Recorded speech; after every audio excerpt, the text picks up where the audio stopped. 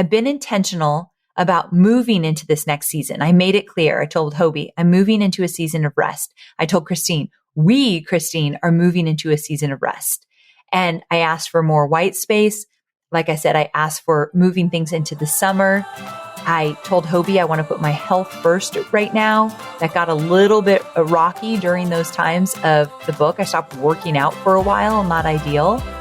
So it was a thing that I had to kind of consciously figure out.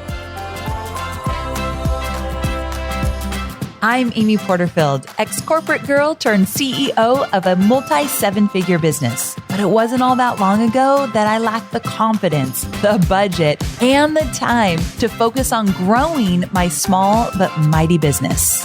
Fast forward past many failed attempts and lessons learned, and you'll see the business I have today. One that changes lives and gives me more freedom than I ever thought possible. One that used to only exist as a daydream. I created the Online Marketing Made Easy podcast to give you simple, actionable, step-by-step strategies to help you do the same. If you're an ambitious entrepreneur or one in the making who's looking to create a business that makes an impact and a life you love, you're in the right place, friend. Let's get started. I want to tell you about a podcast I think you should check out. It's called Marketing Against the Grain. It's hosted by Kip Bodnar and Kieran Flanagan, and it's brought to you by the HubSpot Podcast Network, the audio destination for business professionals. Because I know you market for your business, if you want to know what's trending, what's ahead, and how you can lead the way, this is the podcast for you. Hosts Kip and Kieran share their marketing hot takes like nobody does. I love when they talk about things like how to turn problems into opportunities or dive deep into AI and marketing. It's so good. So be sure to check it out. You can listen to Marketing Against the Grain wherever you get your podcasts. Well, hey there, friend. Welcome back to another episode of Online Marketing Made Easy. I want to share with you that I have officially entered a season of calm, a season of rest. And I'll be honest with you, it feels fantastic. Now, does this mean that I am not working? Absolutely not. I'm working Monday through Thursday every single day. It's more of a mindset shift than anything else, but definitely how I spend my day has changed as well. So I want to talk to you about this because I think this might be something that could spark a little inspiration of how you look at your business and how you move through different seasons.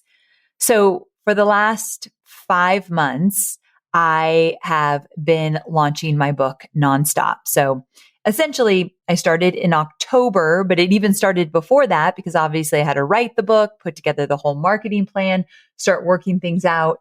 And then from October till really mid-March, I was fully committed to that book launch.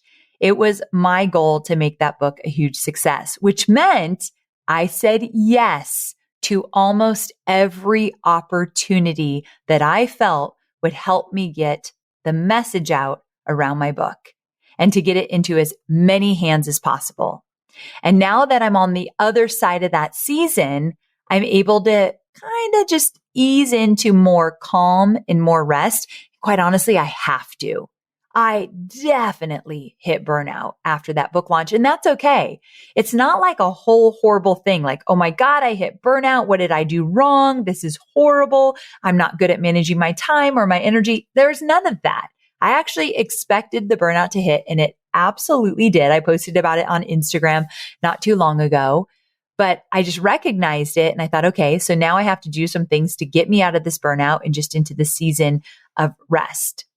And I'm not going to lie, getting to this place where I feel okay with slowing down, that has been a journey for me as well. As business owners, it's like we're wired to keep going, to keep pushing harder, to never back down, to take on even more, even when we know we should scale back a little. Can I get an amen? Can you relate to this?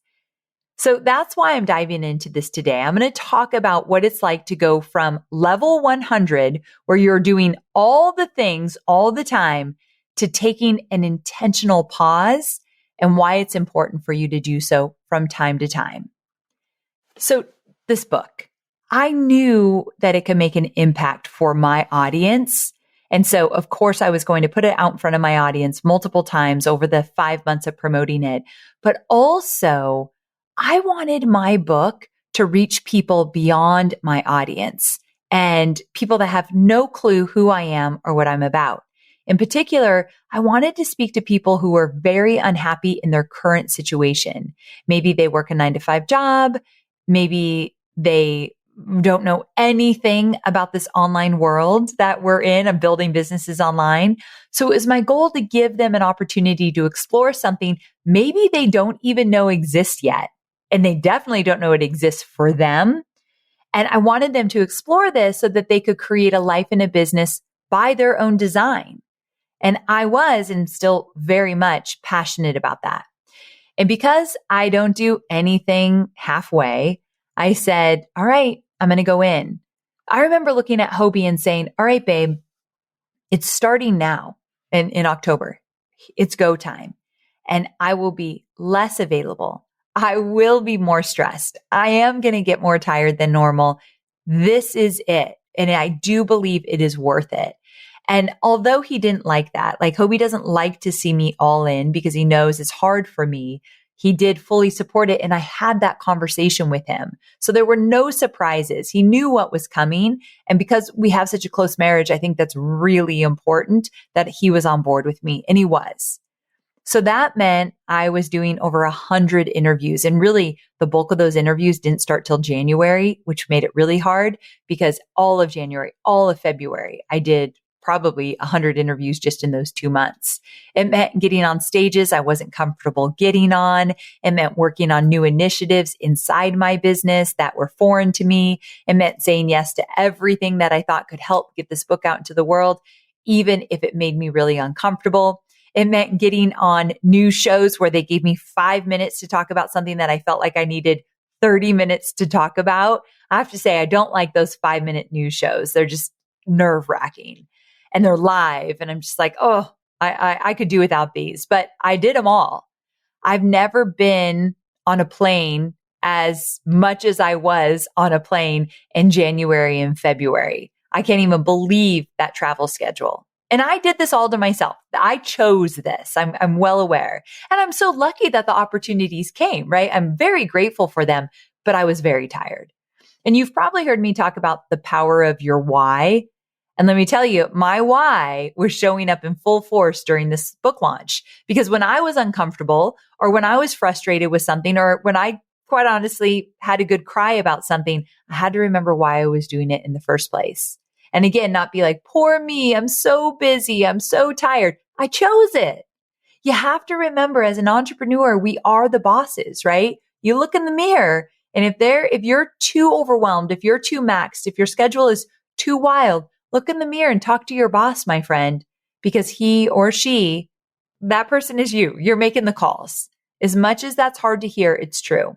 So as you've maybe heard me share in previous episodes, it was really hard at times. And like I mentioned earlier, definitely tears. And it was so worth it. I was determined to have a book that was successful, and it was. It hit the New York Times for 2 weeks in a row, which is a really big deal. And it hit the Wall Street Journal in spot number 2 for multiple weeks. Like, it was pretty exciting. And then beyond that, one of the most rewarding parts of this whole experience has been getting to talk to people who are actually reading the book and doing something with it. Every single day, I get a DM. I chose my exit date. This is when I'm leaving. Do you know how good that feels to see someone learn something from you and actually take action? So without a doubt, my season of yes was totally worth it. But where I am struggling now, and I knew this would happen, and what I wanted to talk about today is how do you move out of a season of yes? I don't know about you, but I can't stand unexpected costs, especially when it comes to software subscriptions. And if you use multiple platforms to run your business, it can have a huge impact on your bottom line. But with HubSpot CRM, you can unlock hidden potential, not hidden fees. So HubSpot is a one-stop shop for all your marketing and sales and customer service needs. Instantly access detailed reports, automate emails in bulk, and track important leads all from one single powerful platform. HubSpot is easy to use and it's easy on your budget. Plus, as your business grows, you can upgrade and customize tools as needed. So join the thousands of companies who are getting more bang for their buck with HubSpot. Get started for free at HubSpot.com. It's like I've been doing all the things for so long. They are just normal to me now, no matter how hard they were. It feels like my norm. Like, for instance, my calendar over the last 2 weeks, like coming off of this, packed to the brim. I let it get way out of control. And my executive assistant and I, Christine, we were just so used to packing it all in. So once the book came out, even once we were a few weeks after the book came out, my calendar was still really crazy. And so like there was one day after the book came out that I had so many back-to-back things that happened that I literally did not have a chance to go pee. And I had to send a message to Christine like, so we're going to need to reevaluate because I haven't peed for 5 hours today. Like there was no time. And so like I had to talk to her about it. This is interesting, like an interesting way to look at it. I had to give my executive assistant permission to start saying no to things, meaning she's not going to like get an opportunity to say, no, Amy's not going to do it, but stop saying yes to it's going to be put on the calendar right away is what I mean. Like I had to say, Christine, you're allowed to push this out a whole month if you need to. That interview, if it needs to happen in the summer, let's move it to the summer. I like had to give her permission to do so. I knew I needed to slow down. I knew I needed to shift gears, but I didn't remember how to do it. My mind, quite honestly, is not wired that way, but I needed to get there. So this is what I've done. I've been intentional about moving into this next season. I made it clear. I told Hobie, I'm moving into a season of rest. I told Christine, Christine, are moving into a season of rest. And I asked for more white space. Like I said, I asked for moving things into the summer. I told Hobie I want to put my health first right now. That got a little bit rocky during those times of the book. I stopped working out for a while, not ideal. So it was a thing that I had to kind of consciously figure out.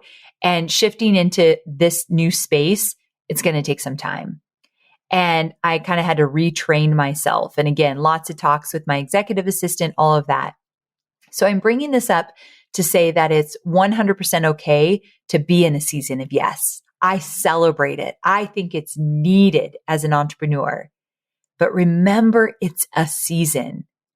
And I know if you want something bad enough, you'll sacrifice, you'll do what it takes. We're all wired like that, right? We're entrepreneurs. But on the flip side, you also have to remember that it's not always going to be a season of yes. And nobody with a thriving, sustainable business lives in a season of yes. Like a season of yes is not like 1 year.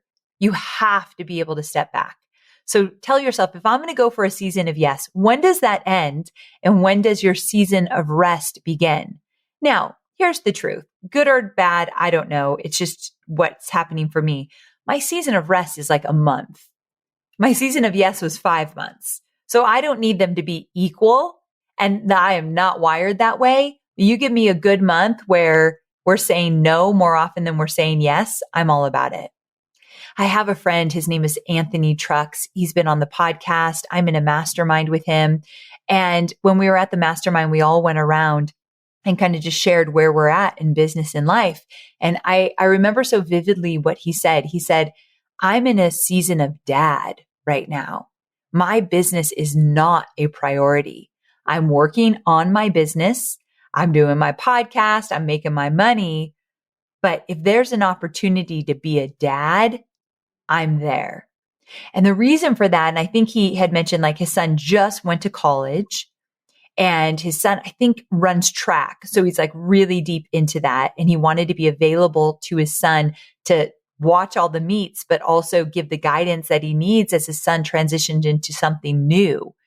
So he's not always going to be in a season of dad, but right now he is. And I want to point that out. let's say he moved out of his season of dad. That doesn't mean he's not a dad anymore, right? Doesn't mean he doesn't show up for his kids. It doesn't mean that he's not there for them. It just means that maybe if a work situation were to come up, that he might have to miss something.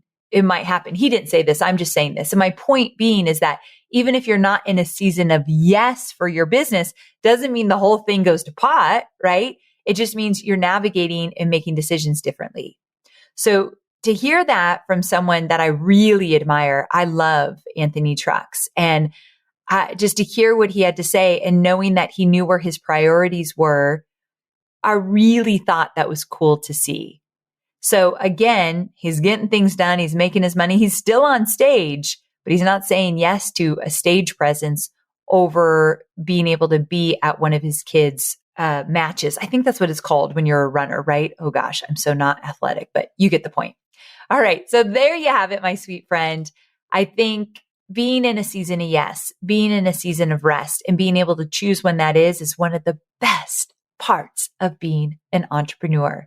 Being able to choose when you turn the dial up and when you turn it down, that's a really beautiful thing. And I'm very grateful for it. And listen, just because you're in one season right now doesn't mean you need to stay there forever. Like I said, I'm in a season of rest for about a month, but then we go into Digital Course Academy season. And by August, we are off and running. So I'll have to start getting ready for that. And I'm excited for it. And imagine how much better I will be when August rolls around and we start pre-launching, Digital Course Academy. If you've thought about joining Digital Course Academy, it is coming. Digital Course Academy is coming in September, and it's coming back better than ever. So if you go to amyporterfield.com/DCA, you can get on the wait list, get on that wait list to be the first to know. But imagine how on fire I will be during my DCA season when I've taken care of myself for the next month or so before I start to ramp up again. So I want you to ask yourself, what season are you in right now? How long is that season going to last? And do you need to be in a different season right now? Have you chosen a season that's not supporting you, or is this working? And then after the season, what does the next season look like for you? So if you're a journaling kind of girl or guy, maybe this is a great journaling prompt, but I want you to define your season, and I want you to define some dates around that season just to make sure you're taking care of yourself. Thank you so very much for hanging out with me here. I hope you enjoyed this episode. And remember, I'll be back on Thursday for more entrepreneurial goodness. Same time, same place. Can't wait. Talk to you soon.